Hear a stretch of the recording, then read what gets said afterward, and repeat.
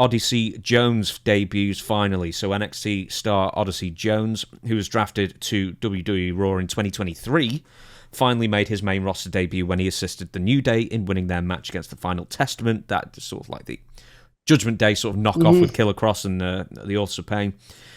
And then later in the show, Kofi Kingston says he brought Jones in to help with the New Day, and Xavier Woods sort of goes, "Oh, good." But you can sort of tell he's really disappointed. Yeah. So it looks like they're sort of like splitting up the New Day finally after like 10 years or so, which is a pretty big deal. So anyway, Odyssey Jones' debut. What do you make of him?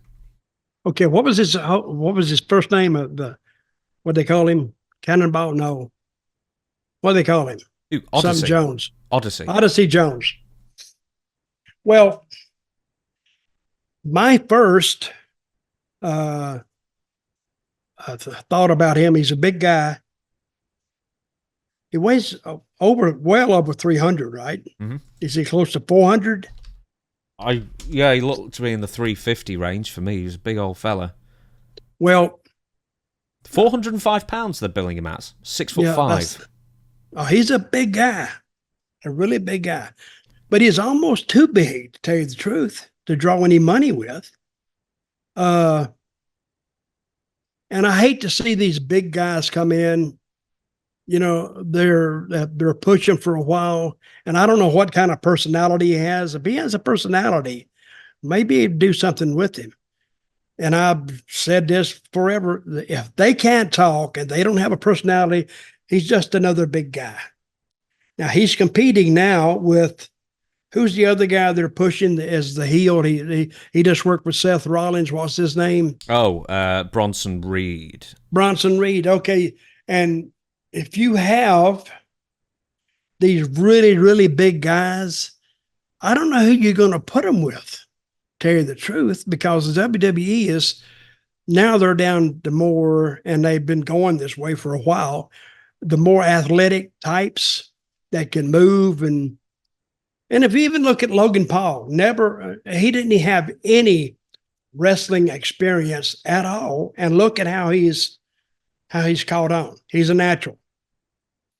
I think he could do this, whether he had been a big star before or not, but he can do it. Plus, what's the most that stands out about him? His personality. Mm-hmm. He can talk.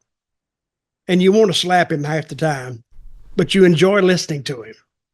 And that's what it takes. Now, this Odyssey Jones, I hope he's not a case that I'm talking about. He makes a big impact starting out, but then they lose sight of what they're going to do with him.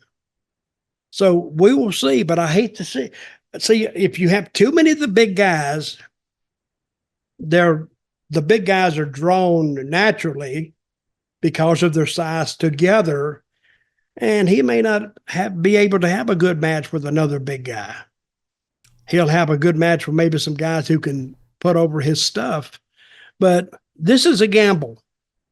So, and how long has he been in the business? 2018, and he went straight to the Performance Center from there. So he's a WWE original in that sense. I'm looking at photos of him. He's built like Mark Henry, this dude. That's what I'm thinking. Yeah. Mark, I was thinking the same thing.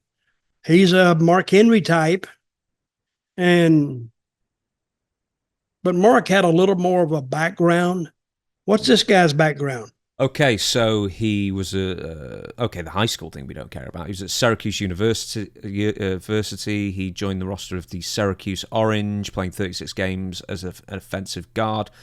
Until, how many times we heard this story, suffering a lower leg injury during his senior year in 2016. Then a couple of years later, he had a tryout with WWE, and this is where he is now. Very strong guy. Apparently he's set, because WWE do these combines now for the NXT tryouts and training. Big business. Yeah. You know how many they get there sometimes? And it's not free. No kidding.